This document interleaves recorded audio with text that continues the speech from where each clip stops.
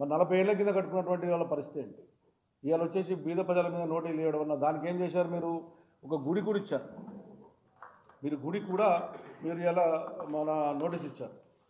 Grave గార్డ్కి ఇవ్వడానికి అవకాశాలు లేవు. గ్రేవ్ గార్డ్ పెట్టుకునే అవకాశం ఉంది, కానీ గ్రేవ్ గార్డ్ కూడా మీరు నోటీసులు ఇచ్చారు. ఆశ్చర్యం ఏంటంటే ఓ టెంపుల్కి ఇచ్చారు నోటీస్. అట్లా టెంపుల్లకు ఇవ్వచ్చా? ఎఫ్టేలు అందులో ఉన్నటువంటి 40 ఏళ్ళ కింద ఉన్నటువంటి టెంపుల్ ఇది. ఆ టెంపుల్కి ఇచ్చారు. మీరు మున్సిపాలిటీ బిల్డింగ్ కట్టారంట, జిహెచ్ఎంసీ బిల్డింగ్ కట్టారంట. మరి దాని పరిస్థితి ఏంటి? గ్రేవ్ గార్డ్ ఉంటుంది. చెర్లలో చాలా మటుకు ఎక్కువ పెద్దలు ఉన్నప్పుడు చాలా మటుకు చెర్ల పక్కకే గ్రేవ్ గార్డ్ పెట్టారు, వాళ్ళు కట్టారు. దాని కూడా నోటీస్ ఇచ్చారు.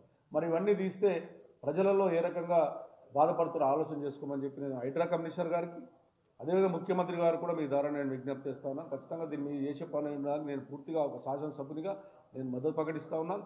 మీరు చేసే పనులలో ఎంబడే దాన్ని ఏ రకంగా ఉందో బీద ప్రజలకు అన్యాయం జరగకుండా, అదేవిధంగా ఉన్నటువంటి ఎక్వైర్ చేసిన భూమిని ఎంబడే దాన్ని టేకప్ చేసి డెవలప్ చేసే విధంగా, అదేవిధంగా ఉన్నటువంటి పట్టదారులకు టీడీఆర్ ఇచ్చేసి పట్టదారులను కూడా తొలగించే విధంగా ఉంటే చర్యలు ఇంకా బాగుంటుందని చెప్పి నేను తెలియజేస్తా ఉన్నాను. రాజకీయాలకు అతీతంగా చేయండి, రాజకీయాలకు కక్షపూర్వకంగా చేయొద్దని చెప్పి విజ్ఞప్తి చేస్తా ఉన్నాను. ఒక్కొక్క పార్టీ చూస్తే, ఇలా బీజేపీ పార్టీ చూస్తే ఈ రాష్ట్ర అధ్యక్షుడు ఒక మాట మాట్లాడుతున్నాడు, వాళ్ళ ఎంపీ ఒక మాట మాట్లాడుతూ ఉన్నాడు. ఈ రకమైనటువంటి కక్ష సాధింపులు పోకుండా మీ వ్యక్తిగత కక్షలతోని ఒక పార్టీని టార్గెట్ చేయొద్దని చెప్పి విజ్ఞప్తి చేస్తా ఉన్నాను. మీరు చేసే పనికి ఒక శాసనసభని మద్దతు ప్రకటిస్తాం తప్ప బీద ప్రజల దగ్గర రావద్దు.